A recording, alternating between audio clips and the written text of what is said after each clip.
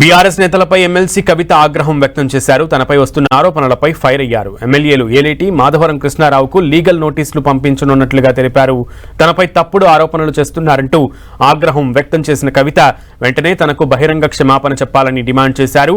తాను కాంగ్రెస్ తో టచ్ లో ఉన్నానని తప్పుడు ప్రచారం చేస్తున్నారని మండిపడ్డారు.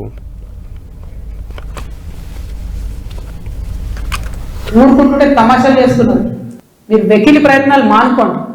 నేను మీ మీద చేసినటువంటి ఆరోపణలకు మీకు దమ్ముంటే సిగ్గుంటే ప్రజాస్వామ్యంలో ప్రజల మధ్యలో ఉండాలనుకుంటే జవాబు చెప్పండి.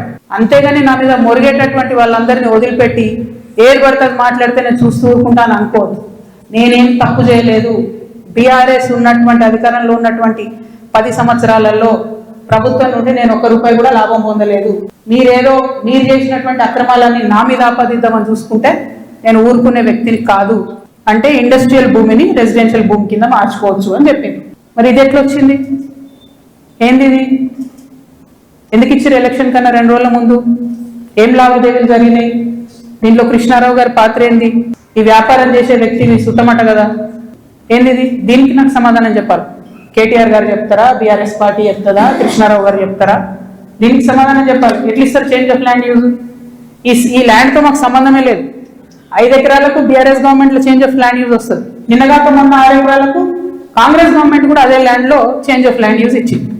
అంటే బీఆర్ఎస్ వాళ్ళు సపోర్ట్ చేసిన వ్యాపారవేత్తల్ని యాజ్ ఇట్ ఈస్ గా కాంగ్రెస్ వాళ్ళు కూడా సపోర్ట్ చేస్తున్నారు. ఆ మొత్తం 71 ఎకరాలు కట్టినటువంటి ప్రణీత్ బిల్డర్ కే ఉస్మాన్ కుంట చెరువు డెవలప్మెంట్ కి ఇచ్చింది. ఇస్తే ఆయన ఏం చేసిండు? దాన్ని డెవలప్ చేసి ఊరోళ్ళకి ఇవ్వకుండా డెవలప్ చేసి అందులో 4 ఎకరాలు మింగి ఆ 4 ఎకరాలలో 8 విల్లాలు కట్టి చుట్టూ కాంపౌండ్ వాళ్ళు పెట్టి జనంకి అవకాశం లేకుండా చేసారు. అంటే నీకు డెవలప్మెంట్ కనిస్తే నువ్వు మింగేసినావు. అందులో నీ కొడుకే డైరెక్టర్ ఉన్నాడు కృష్ణారావు గారు. మరి సమాధానం ఇప్పుడు చెప్పు, ఏం చెప్తావు నాకు అర్థం కాదు. ఏదో నిన్నటి నుంచి తమాషా చేస్తున్నట్టు జాగృతులు దాడి చేస్తారు గీడి చేస్తారని. మాకు అట్లాంటి ఆలోచన ఏం లేదు. మేము మీ మీద దాడి చేసేంత పెద్ద వ్యక్తి మీరు కాదు. ఫస్ట్ థింగ్ వదిలేసేయండి. మీ మీద దాడి చేసే అవసరమే లేదు. మీ వెనుకో గుంట నక్కుంది చూసినావా? వాళ్ళని మాత్రం వదిలిపెట్టండి.